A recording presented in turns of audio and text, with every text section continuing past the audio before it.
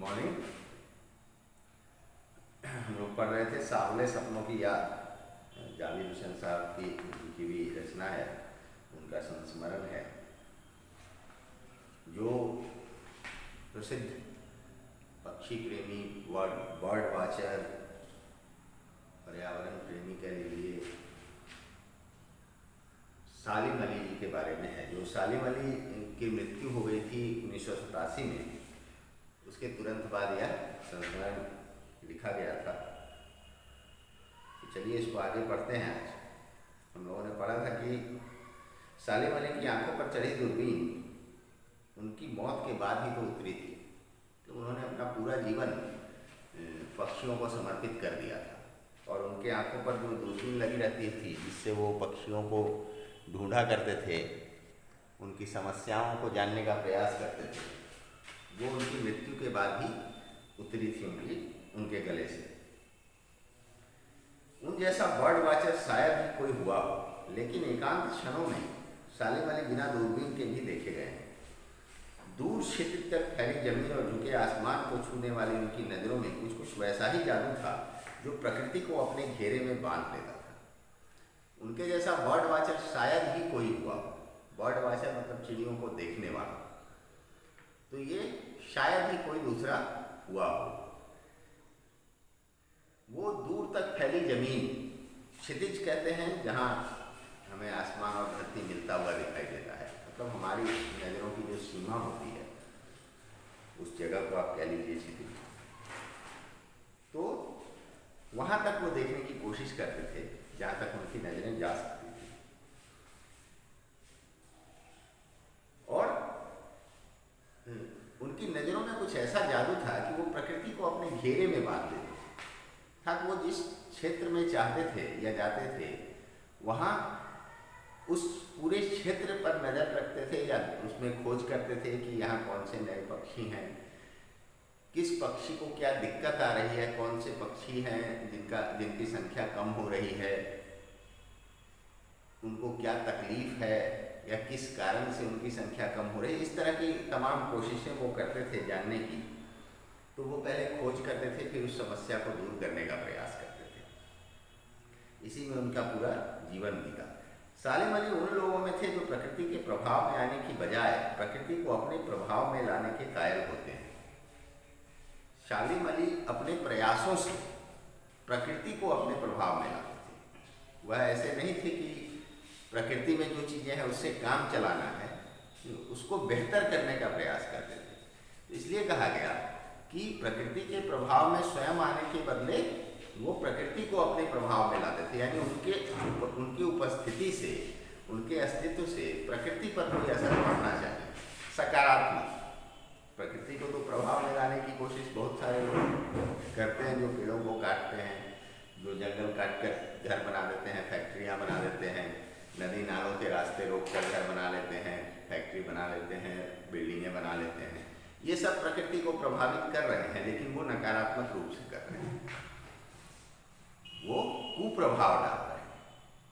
लेकिन सालिम अली उस पर अच्छा प्रभाव डालने के कायल थे कि अगर मैं हूँ तो प्रकृति मुझसे प्रभावित होनी चाहिए एक अच्छे रूप में, उसमें कुछ सुधार होना चाहिए, उसमें जो खराबियाँ आ रही हैं उसको कम किया जा सके। इस अर्थ में ये बात कही गई कि वो प्रकृति के प्रभाव में आने के बजाय उसको अपने प्रभाव में लाने के कायल थे। यानी उनका विश्वास था कि प्रकृति को अपने प्रभाव में लाया जाए, उसमें कुछ अच्छा किया जाए।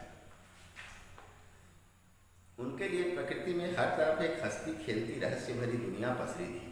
यह दुनिया उन्होंने बड़ी मेहनत से अपने लिए गढ़ी थी। उनके लिए प्रकृति में हर तरफ हंसती खेलती रहस्य भरी दुनिया पसरी थी। पीछे तो बातें हुई, उसमें कहा गया कि सालिम अली कहते थे कि लोग पक्षियों को मनुष्य की नज़र से देखना चाहते हैं, जबकि होना क्या चाहिए, होना ये चाहिए कि पक्षियों को पक्षियों की नज़र से देखने की कोशिश की जाए।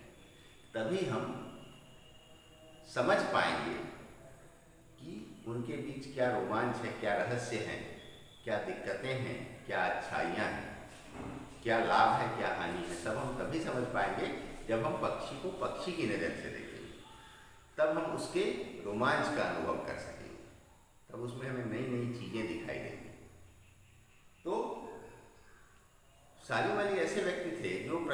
प्रकृति की नज़र से देखते थे, पक्षियों को पक्षियों की नज़र से देखते थे और समझने का प्रयास करते थे। इसलिए उनके चारों तरफ की जो दुनिया थी वो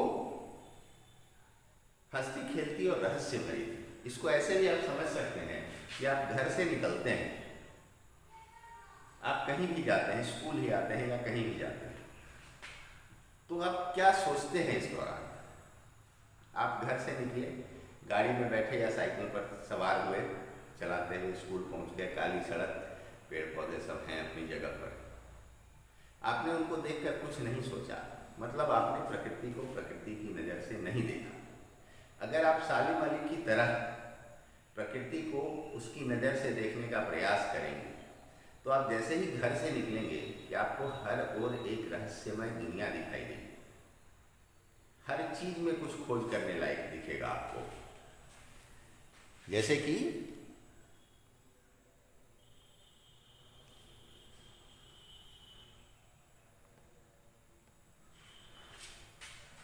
आप कोई पत्थर देखते हैं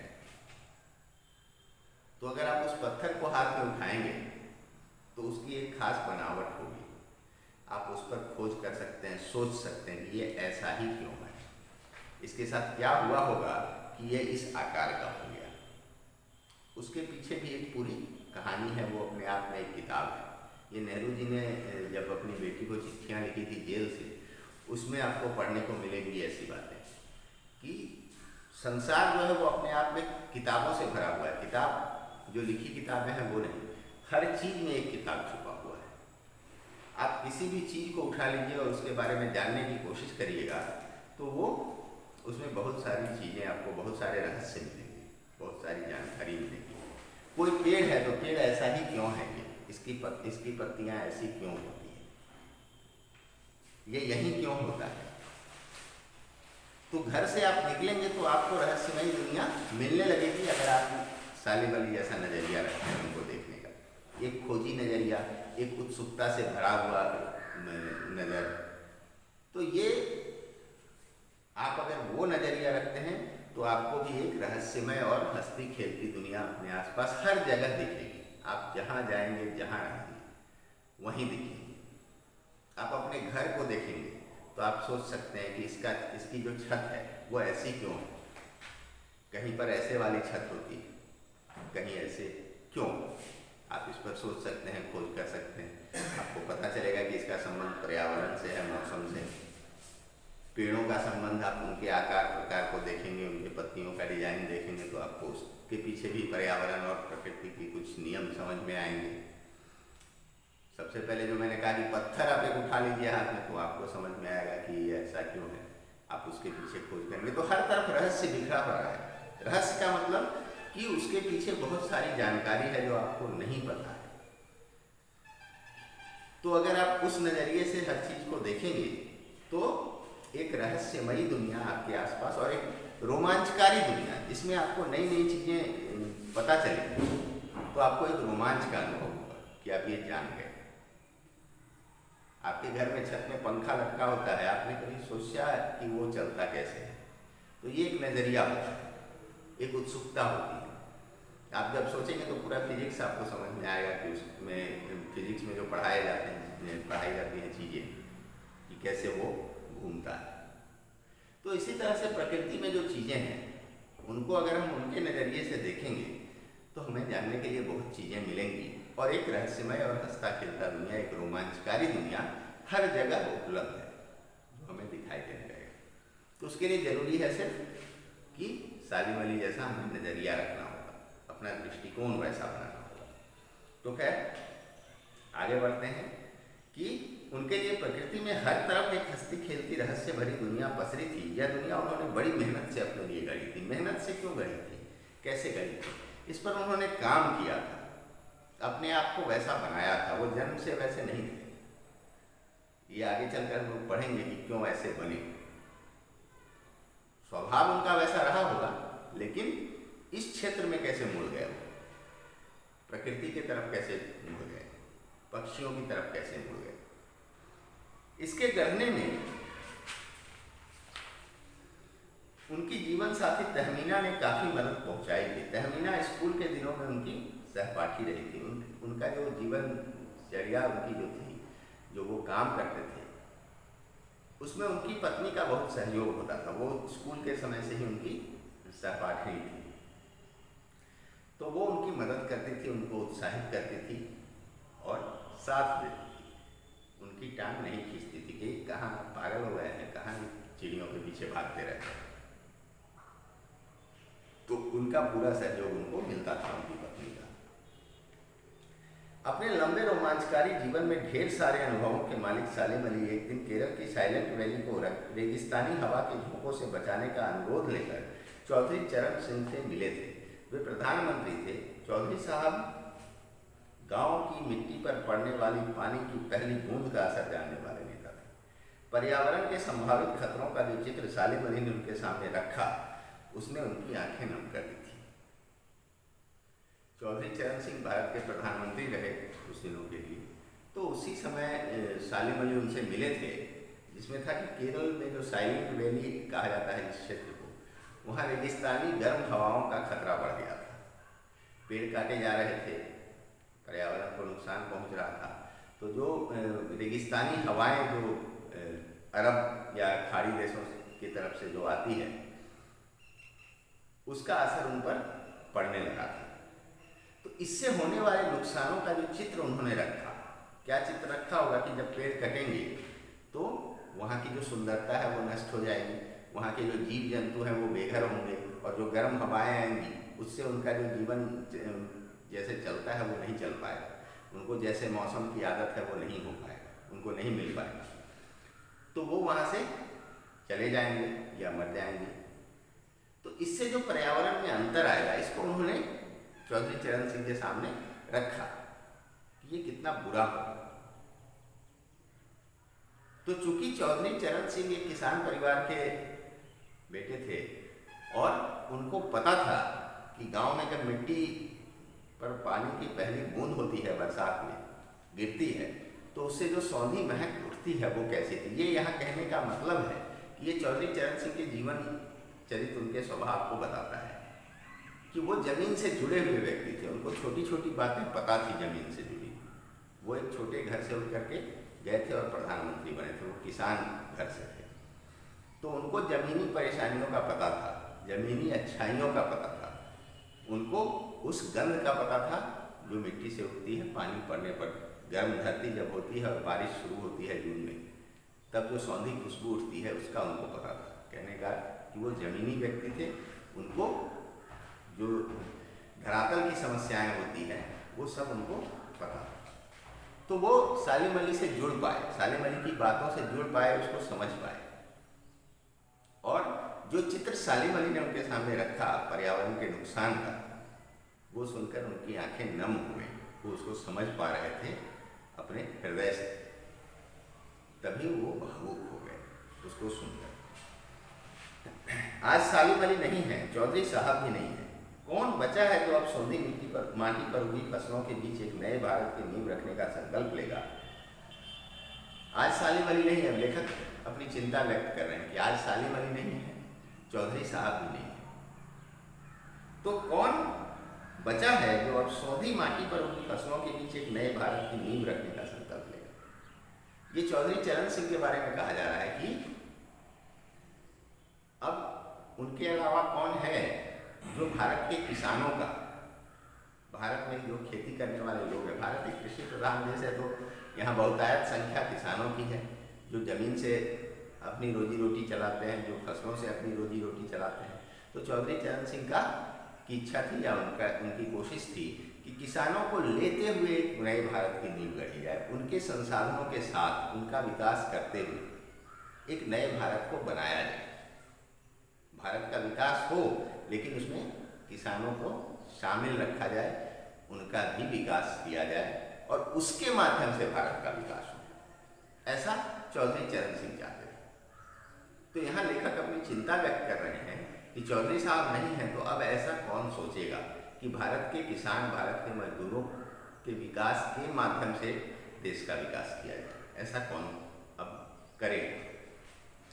दूसरी चिंता वो व्यक्त कर रहे हैं कि कौन बचा है जो अब हिमालय और लद्दाख की बर्फीली जमीनों पर जीने वाले पक्षियों की वकालत करे। अब ये सालिम अली के बारे में कह रहे हैं कि कौन बचा है जो उन बर्फीली जगहों पर जीने वाले पक्षियों की वकालत करेगा कि उनका जीवन कैसे बचा रहे, उसके लिए प्रयास करेगा और उसके लिए लोगों से बहस करेगा, तर्क देगा, बचाने की कोशिश करेगा। सालिम अली के अलावा अब कौन ऐसा बचा है? सालिम अली पूरे देश में पक्षियों के लिए काम करते थे, तो उस दुरूह जगह के पक्षियों के बारे में कौन सोचेगा जहाँ सांस लेना मुश्किल होता है। सालिम अली ने अपनी आत्मकथा का नाम रखा फॉल ऑफ ए स्पैरो। सालिम अली ने जो आत्मकथा लिखी उसका नाम रखा फॉल ऑफ ए स्पैरो, एक गौरैये का गिरना। स्पैरो कहते हैं, गौरैया एक छोटी चिड़िया होती है, कम हो गई है, बीच में तो गायब भी हो गई थी लेकिन अब दिखने लगी है। तो फॉल ऑफ अ स्पैरो। मुझे याद आ गया D.H. लॉरेंस की मौत के बाद लोगों ने उनकी पत्नी फ्रीडा लॉरेंस से अनुरोध किया कि वह अपने पति के बारे में कुछ लिखें। फ्रीडा चाहती तो ढेर सारी बातें लॉरेंस के बारे में लिख सकती थी, लेकिन उसने कहा मेरे लिए लॉरेंस के बारे में कुछ लिखना असंभव सा है। मुझे महसूस होता है मेरी छत पर बैठने वाली गौरैया लॉरेंस के बारे में ढेर सारी बातें जानती है, मुझसे भी ज़्यादा जानती है। सचमुच वो इतना खुला खुला और सादा दिल आदमी था। मुमकिन है लॉरेंस मेरी रगों में, मेरी हड्डियों में समाया हो, लेकिन मेरे लिए कितना कठिन है इसके बारे में अपने अनुभवों को शब्दों का जामा पहनाना। मुझे यकीन है मेरी छत पर बैठी गौरैया उसके बारे में और हम दोनों के ही बारे में मुझसे ज़्यादा जानकारी रखती है।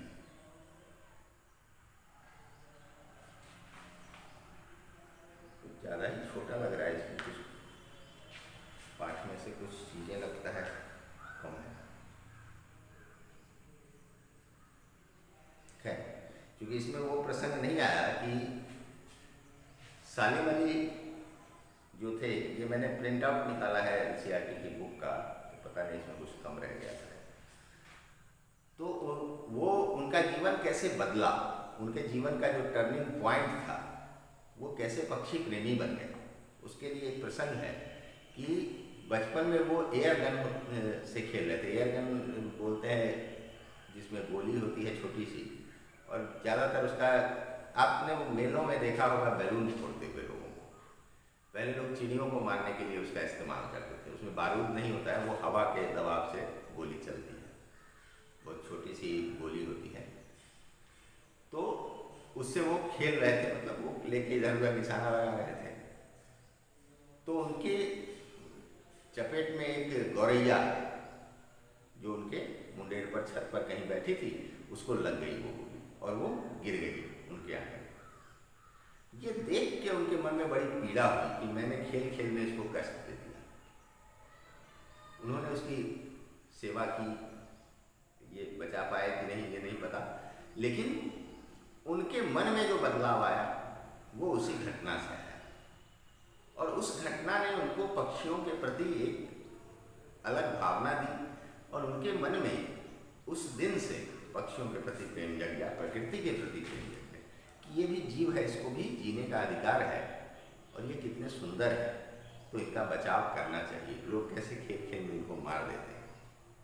तो ये उनके जीवन का टर्निंग पॉइंट था, एक ऐसा समय था जिससे उनकी दिशा पूरी तरह बदल गई और उन्होंने पक्षियों के लिए काम करना शुरू कर दिया। तो इसीलिए उन्होंने अपनी आत्मकथा का भी नाम फॉल ऑफ ए स्पैरो रखा, एक गौरैये का गिरना। उसी में उनकी जीवन बदली थी। तो D.H. लॉरेंस की बात है, इसमें D.H. लॉरेंस एक लेखक थे, उसमें कहीं दिया भी होगा उनके बारे में। हाँ, 1885 से 1930 20वीं सदी के अंग्रेजी के प्रसिद्ध उपन्यासकार थे। उन्होंने कविताएं भी लिखी हैं, विशेषकर प्रकृति संबंधी कविताएं उल्लेखनीय है। प्रकृति से D.H. लॉरेंस का गहरा लगाव था और सघन संबंध भी। वे मानते थे कि मानव जाति एक उखड़े हुए महान वृक्ष की भांति है जिसकी जड़ें हवा में फैली हुई हैं।